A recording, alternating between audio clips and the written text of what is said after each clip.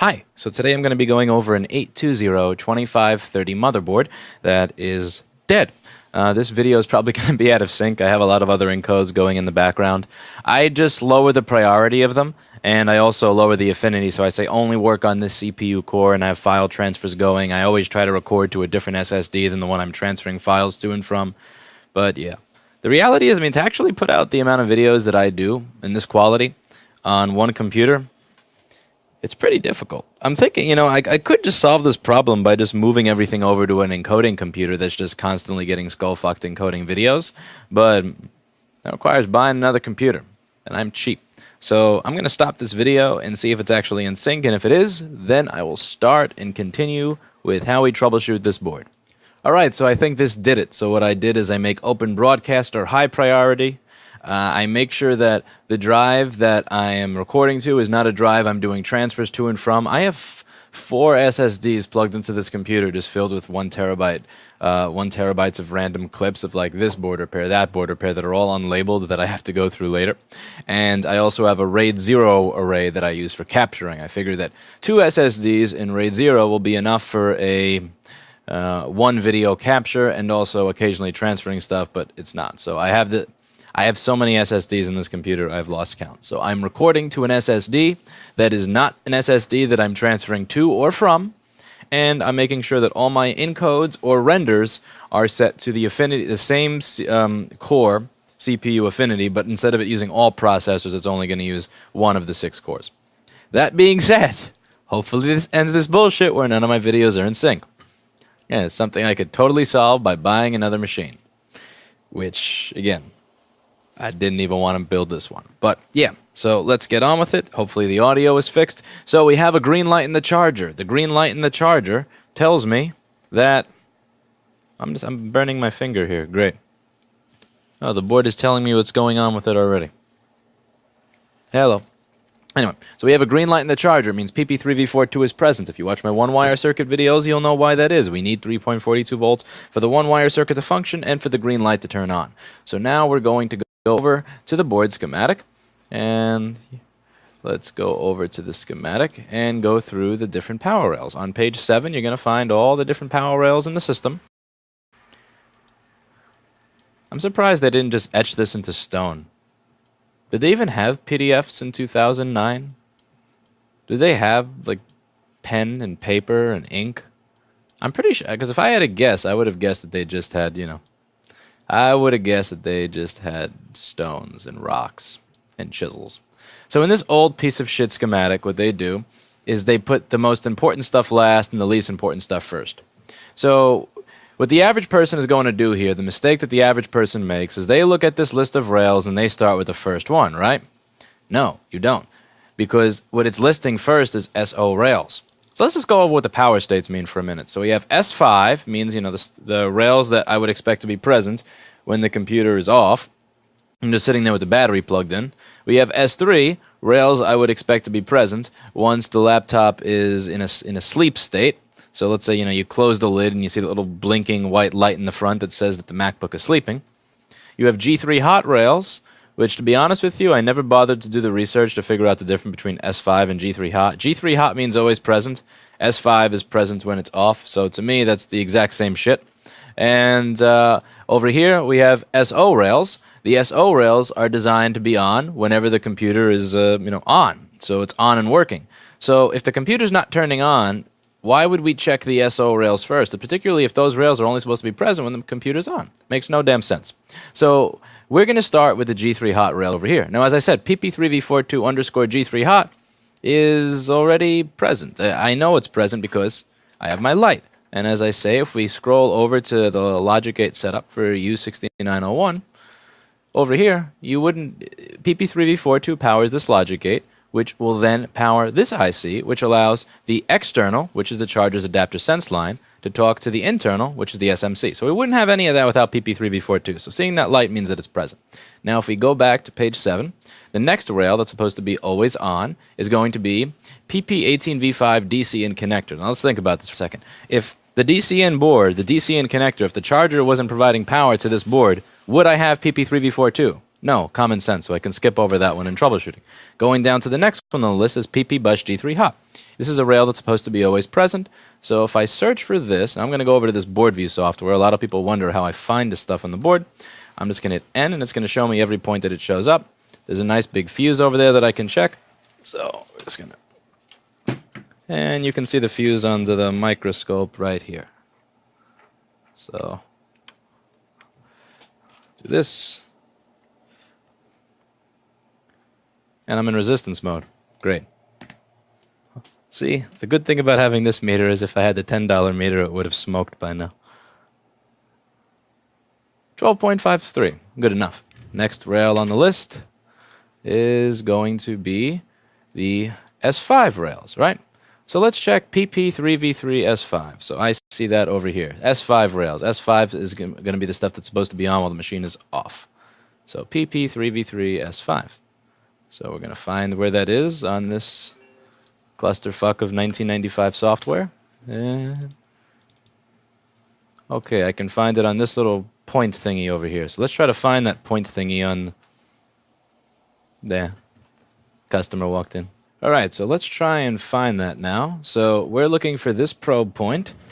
That's what's... And as always, the software always loads the board view in the opposite position that I have this on the desk. Go fucking figure. And look at how many... What the fuck is this? Look at how many probe points there are on this board. Look at this. Look at this shit. Look. Okay. Well, no, seriously. Now, so I'm looking for this one over here, right? This thing. Yeah. You know, doing window capture sucks because I have the mouse in a different spot than where you see the mouse. So let me just change that because that entire thing sucks. We're going to add screen capture. Even though it's 1 frame a second, it's better than this BS. Screen capture beats window capture by far. So we're going to do display capture, add my existing one, and add you in.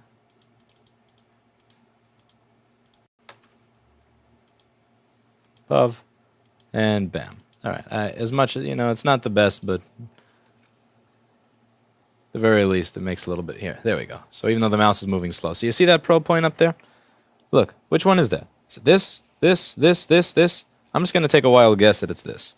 So let's see what I get. On the multimeter, actually I can't see it because I'm in the wrong view now. On the multimeter, I get 3.3. All right. Now let's check the rest of the stuff in this area. What would I expect to see? Another rail that I would be expecting to see. Let's move up. PP5VS3, right? PP5VS3. Let's look for you.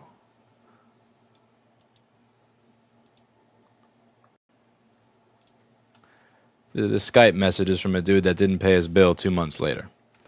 One thing you should do is never, ever, ever let somebody give you a check. Like, I had a bad feeling about accepting a check from this dude, and he just kept begging me for a part last minute. I just kept saying, just buy it somewhere else, just buy it somewhere else, just buy it somewhere else. And he decides that he's going to, just keep asking me, and I finally just feel bad, and I give him the stuff. And he gives me a fucking check. And, like, I haven't taken checks ever, and, like, the one time I decide to take a check, it bounces. Checks are bullshit. I mean, really, think about this. Let's see, what voltage are we getting here? Are we close to our problem? A check is pretty much saying, I don't have any money, right? I have no money on me, I have no money anywhere, but I have this little piece of paper, and I'm going to write on it that I have money. And if you call these people, like Seinfeld actually had a good skit about this. Yeah, it's definitely from one of the first episodes of Seinfeld. It's like, if you call these people, they'll tell you that I have money, I promise, I swear. It's like a fucking absence note. Like, taking checks in 2016 for services or parts you already provided is just such bullshit. Louis, can I pay for this repair with a check? Fuck you! That's Pete. So we have 3.3 volts there, but we don't, and we have, let's see, we actually have 5 volts here for PP5VS3, do we? We do. Yeah, I may actually wind up publishing that person's information if they don't wind up paying me, but we'll see. I'll give them a chance. But never give shit away if they haven't paid for it. Just the absolute worst. Oh, fuck. You keep Skyping saying, sorry, I've been busy, blah, blah, blah. No, fuck you. Fuck you, pay me. All right.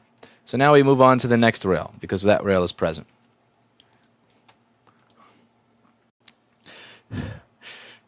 PP3V3S3. Let's see if this one's present.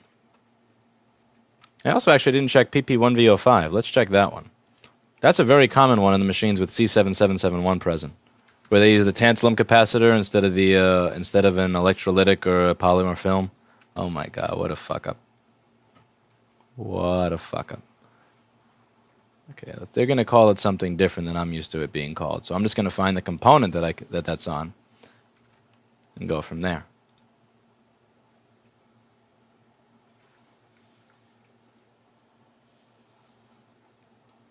Oh, duh.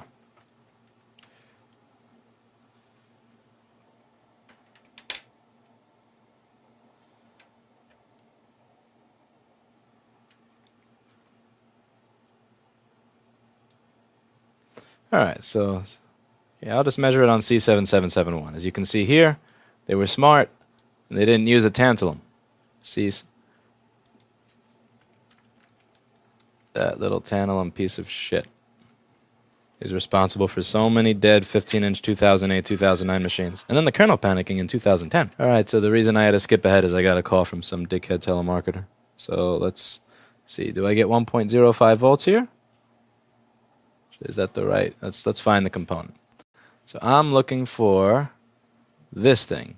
C7771, right? This thing over here.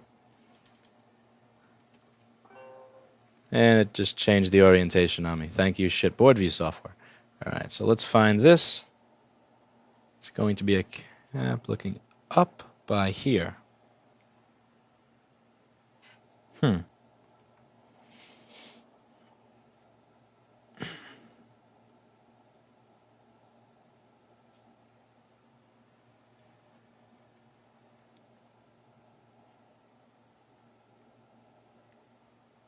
Interesting. So PP1V05 is missing. Am I on the right place here? Let's see. Am I measuring right? How the hell can I have PP5ES3 without having this one? Let me just measure on the coil. Let me make sure I'm not losing it. I'm going to measure on L7770. Let's check L7770.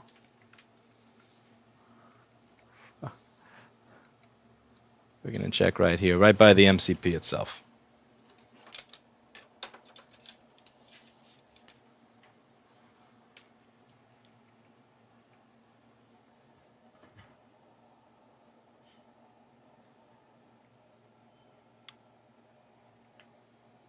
I have to hit F4 so that I can see my own multimeter on the screen.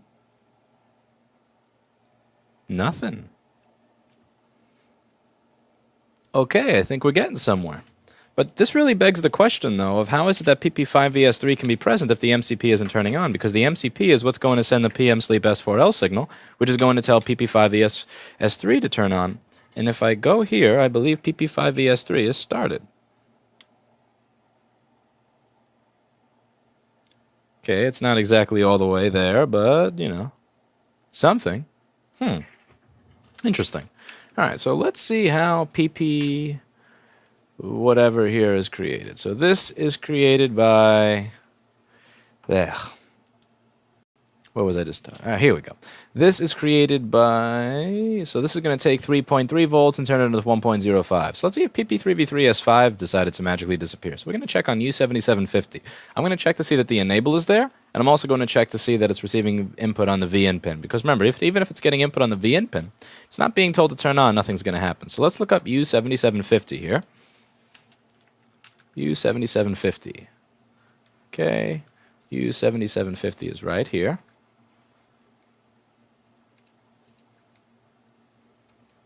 Alright, so I'm interested in voltage on pin 1, and I'm going to be interested in voltage on the enable pin, which is, I don't even remember. Is it 1, 2? Here we go. Okay, pin 2. Why the fuck did I call it something different? PMG2, fuck you. Call it what you call it on the schematic. I don't get this. Why do you write this on the schematic and then this on the fucking board view? This makes no sense. It's this stupid shit does not confuse you. Alright, so let's see if we have voltage going in and enable going in. Remember, we need both, not just one. So let's check it out and see what we get. feed the meter. All right. You think they take a check at the meter? I think they take checks at the meter. They even take post-dated checks at the meter. Yeah, don't take checks in business. Okay, so we're supposed to have 3.3 volts going into this IC. And we have 1.9. So even though I measured PP3V3S5, here's the thing. I measured PP3V3S5 just a fucking minute ago, and it measured what it was supposed to. Now it doesn't. All right, now we're getting closer here. Now let's measure around the IC responsible for PP3V3S5. This is the stuff that's going to get new people. You measured it a minute ago and it worked, and now you measured it and it didn't. So let's check this out. Let's go around the PP3V3S5 area. That's going to be the U7200 IC. This is the stuff where I honestly, I legitimately feel bad for new people getting into board repair, because this type of stuff is just fundamentally demoralizing when you get trolled this badly. So this created by U7200. So let's take a look at what's going to enable some of these S5 rails, right? So we have ENO, N-trip, and N-trip. Now the way this works with the N-trip pins is... Oh, dear God, this is an awful fucking schematic. Okay, so can anybody tell me where this goes? Can anybody tell me where this line over here goes? This line from Q7221. Where does this go? Where the fuck... This goes here, right? But how the fuck would you ever know that from this bullshit schematic? Like, this board schematic is so fucking awful. I mean, you know why they say over here, do not reproduce or copy or publish it? It has nothing to do with proprietary property. It has to do with the fact that they are fucking embarrassed that somebody may see just how bad they are at the internal documentation. Is it any wonder that Apple products have a new extended warranty or recall every single year when they can't even draw how the shit is put together properly for their own internal fucking documentation? Look at this. Look at this shit. Like, what the fuck is this? Well, like I got high that day, so I just decided to put, end the line over here by this little box instead of having it go up here. And what the fuck is this? Well, what's this bullshit? Look at this. Look, what is this shit? Look, watch. This line could go to the resistor and go down, but what the fuck is the point of drawing a box? It's like, hey man, I'm gonna draw a line. And they just fucking pass out drunk. Like, I don't get it. If you're gonna do this stuff, do it properly. Anyway, the way this stuff works is usually the chip is going to naturally be on. So you have chips that are not always on, and then you have chips that are always on that have to be turned off. So for example, ENO, this means that I have to send voltage to here to turn this function on. N-trip means that it's naturally on, but I have to trip it to turn it off. A little confusing. So if I wanted, let's go over to a backlight IC. Let's go over to something simple. Okay, so this chip has an enable line. Now the thing with the enable line, very simple, is this chip is naturally off, but if I send 3 volts to the enable pin, I turn it on. That's enable. I send voltage to it to enable it. Now when it comes to these N-trip pins, the way these work is they're always naturally on. It has 3 volts being created internally to turn this on.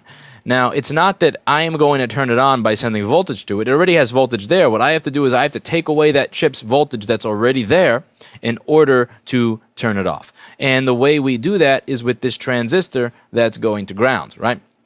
So there's a transistor here that goes to ground. It's going to take that N-trip voltage and say, fuck you, send it to ground.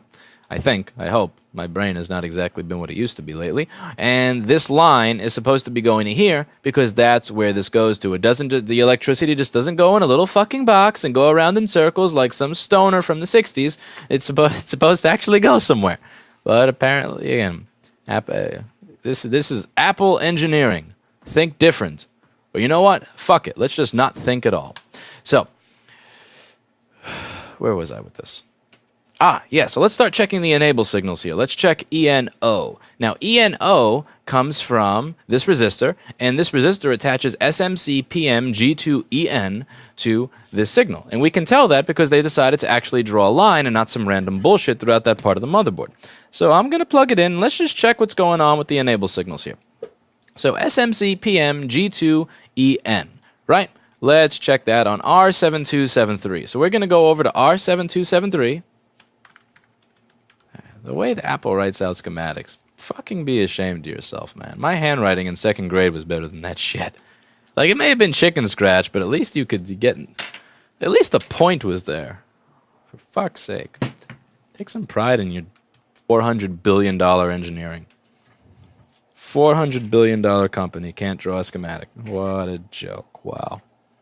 And I remember, like, I've worked on audio gear where the schematics that you got were literally photocopies. I mean, like, some of this shit was from the 50s and 60s, so you had a photocop schematic of a hand drawing, and that shit was better than this. Anyway. All right, so we're looking over here. Oy vey. Okay, this is rotated differently than how I'm looking at it. Let's see. Yeah, let's rotate this properly. Okay, so SMCPM G2EN is going to be on the left side of this resistor. And I got 3 volts. Now, the side where it's going to the chip is 0 volts. Okay, so now we have 2 different things that could be wrong here. Either that resistor is blown and not allowing SMC PM G2EN to the U7200 buck converter controller, or the buck converter controller is pulling the signal down on the other side of that resistor. So if that resistor itself is higher than the 100 kiloohms that it's specified for in the schematic, that means that the resistor is blown. However, if that resistor is 100 kiloohms or lower, that means that the buck converter controller chip is what's pulling the SMC PM G2EN signal down. So let's measure resistance on that, and I'm pretty sure that the signal is being pulled down because that chip is intermittently fucking itself up. It's 49.4 kiloohms, which is below 100 kiloohms, which means that my U7200 is what's screwing all this up. So I'm going to turn on my Weller WHA 900. I'm going to, take a break, take a piss, make myself some breakfast or lunch, come back in a half hour. Hopefully this thing will have actually heated up by then. You can tell I'm being a bit snarky because my JBC died. And now I have to go back to this, and I had no idea how much patience I lost in terms of waiting for shit to heat up. I have none. I have absolutely none. I said that this is a good device, and I stand by me saying that it's a good device at $600, but I'm spoiled. I like the $1,800 one. I hate this thing now. I really do. Like, this thing takes so long to come to temperature. I've almost forget, I forget what I was doing on the damn motherboard. So, this chip got to go.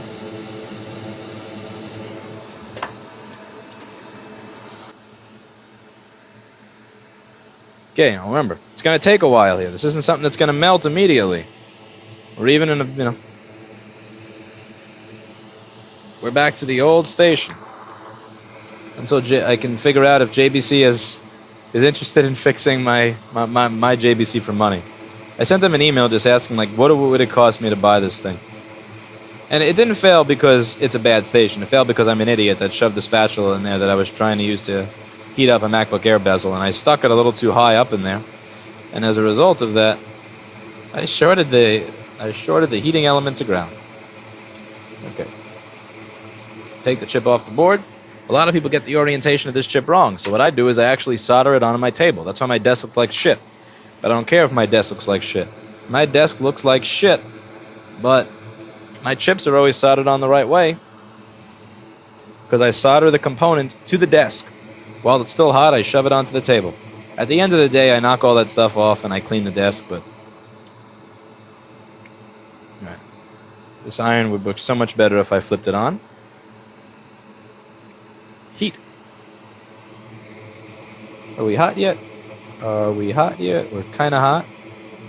There we go.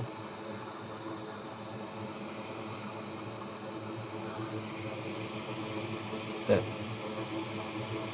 beautiful sound. That means we're at solder melting temperature. A lot of people asked recently if I hate the sounds of the Hacko so much, why don't I take off the speaker? I love that little noise when it goes beep. It's like beep. I'm ready. That's such a cute little noise. It's when it goes non-stop when it does that shit when I'm changing irons. That pisses me off. But if I remove the speaker, then I lose that adorable little beep, and I don't want to lose that little beep. And I'm sure that there's probably a method if I go through all the manual settings that I can maybe turn off that annoying noise when I'm changing irons. It's just, have you seen how shitty the interface to this thing is? I don't want to read a manual to figure that out. The interface to this thing is so garbage and bad that, nah. I'm not going through that alarm clock and guessing what everything means. Yeah, it may be in the manual, but it's not. If you have to read a manual to figure out how to make something stop beeping, then that's lame. There should be some general user intuitiveness to the process. At the very least, it just shouldn't be. Its default behavior should not be to be that annoying.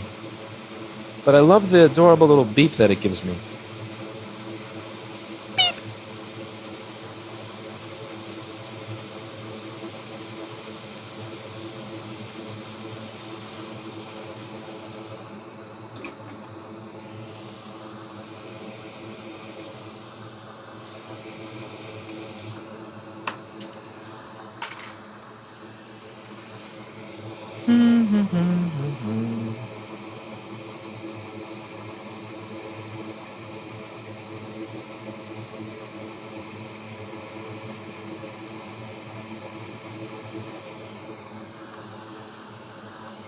Okay, and I can also see that whoever did this tried to hide the fact that they ripped the fan connector off of the board.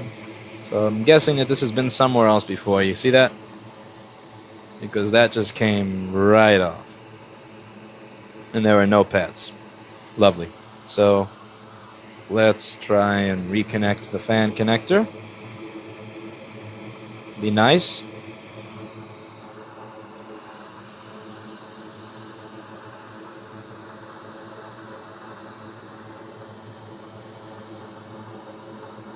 And then I'm going to have to epoxy it down there because there's no pads for the anchor pins. Wow, this is one fucked looking connector.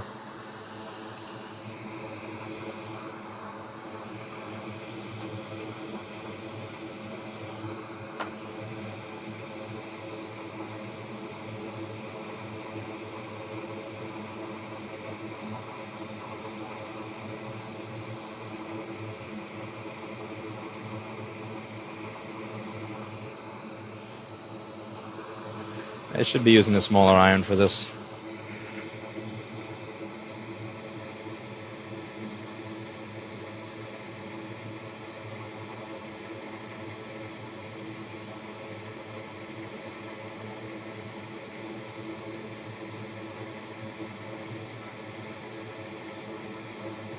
That connector is screwed. Let's see if we've made any progress.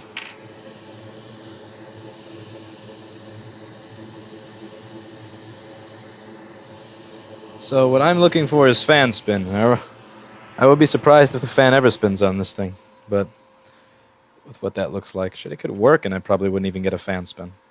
But let's see. Any progress?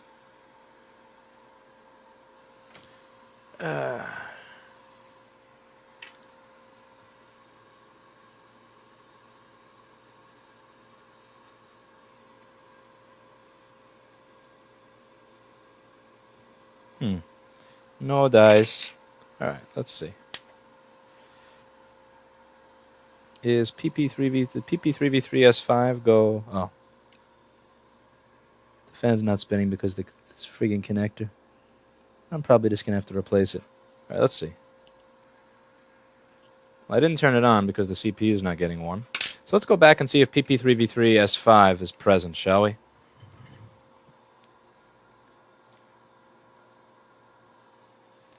Let's see. PP3V3S5. Gotten anything? PP3V3S5 is supposed to be present on the input of this IC. So it's there. Alright. Enable. There. PP1V05 is there. Okay, so we've made some progress here. This is stuff that I didn't have a minute ago. Which begs the question, is this thing just turning on and I don't see the fan spin? Because the fan connector is that fucked up. And seeing as I didn't burn my face when I touched the... I didn't burn my face when I touched my chin to the CPU, I'd say that it's not on. So let's see. Shove the fan in there. Try turning it on one more time from the tweezers.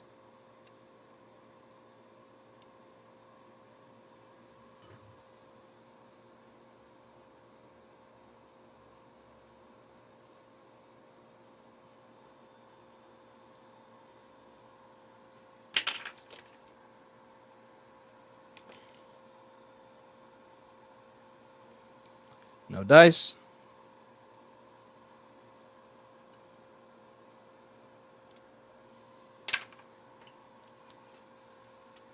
All right, so down the list, and let's continue troubleshooting here.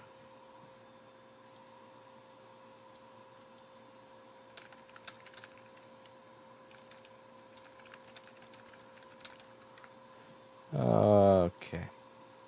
Let's go down the list. What are the other rails? I guess I should double check and make sure that PP5 VS3 is still there.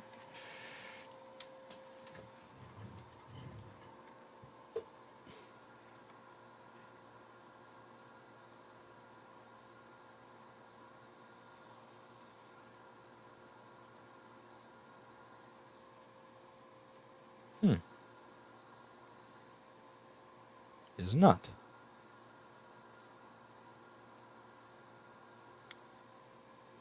PP3V3 is there. PP5VS3 is absent. Yeah, it's usually supposed to... Actually, this is one of those older ones. It's not going to show up until you hit the power button. So I have to hit the quote-unquote power button. Let me just put some better solder joints on the power button.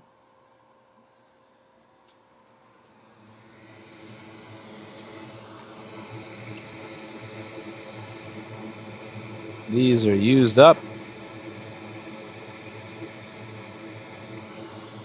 Okay, now plug it back in.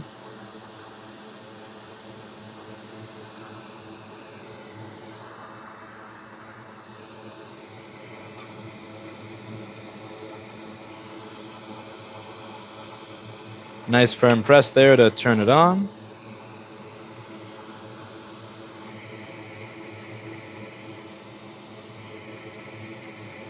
Boo.